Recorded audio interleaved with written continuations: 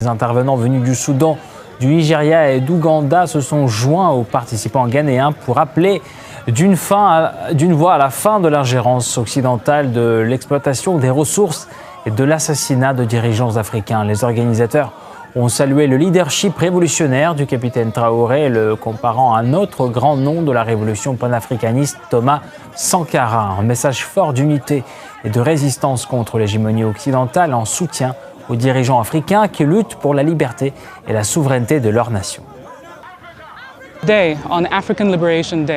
Aujourd'hui, à l'occasion de la journée de libération de l'Afrique, dans l'esprit du panafricanisme, nous nous tenons aux côtés du peuple burkinabé, mené par le capitaine Ibrahim Traoré. Nous sommes ici parce que depuis des décennies, depuis des siècles, l'Afrique est soumise à l'oppression de l'Occident, de toute force impérialiste qui estime avoir le droit de s'emparer de ce qui nous appartient.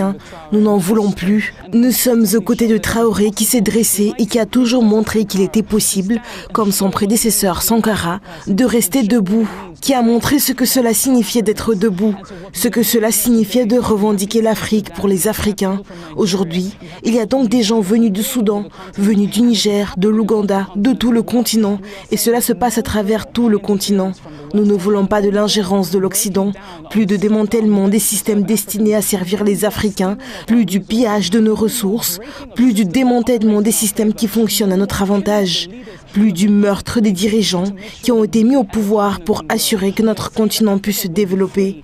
Nous déclarons que l'Afrique sera libre et elle sera libre maintenant. Nous ne voulons plus de l'Occident. Nous sommes réveillés, nous sommes prêts à le suivre. Nous ferons tout pour soutenir Ibrahim Traoré et tout autre dirigeant africain qui œuvre pour l'Afrique. Nous sommes ici pour lui montrer cela. Si nous devons aller au Burkina Faso pour rejoindre son armée, nous sommes prêts à le faire. Nous sommes prêts pour lui. Nous l'avons attendu. Ibrahim Traoré s'est inspiré de Thomas Sankara. Il ne faut pas aller chercher plus loin. Il s'est inspiré de Thomas Sankara en tant que chef révolutionnaire et en tant que soldat face aux impérialistes occidentaux. Car s'il ne se battait pas contre les politiques et l'exploitation des impérialistes occidentaux, il ne se battrait pas contre lui. La différence entre ces gens et Ibrahim Traoré, c'est qu'il a compris, il est conscient de l'exploitation de son peuple, il est conscient de l'exploitation des Burkinabés, et c'est donc pour cela qu'il se bat, afin de faire disparaître toute trace de néocolonialisme au Burkina Faso. C'est pourquoi nous sommes solidaires avec lui. Si nous ne sommes pas à ses côtés, il deviendra un autre Thomas Sankara. Peu importe que nous soyons au Burkina Faso, au Ghana, au Nigeria ou en Afrique du Sud, nous sommes avec Ibrahim Traoré. Et comme le dit l'adage, Ibrahim Traoré, c'est nous, et nous sommes Ibrahim Traoré. Nous sommes donc toujours solidaires avec lui parce que c'est un homme appelé à libérer son peuple et peut-être l'Afrique, qui sait.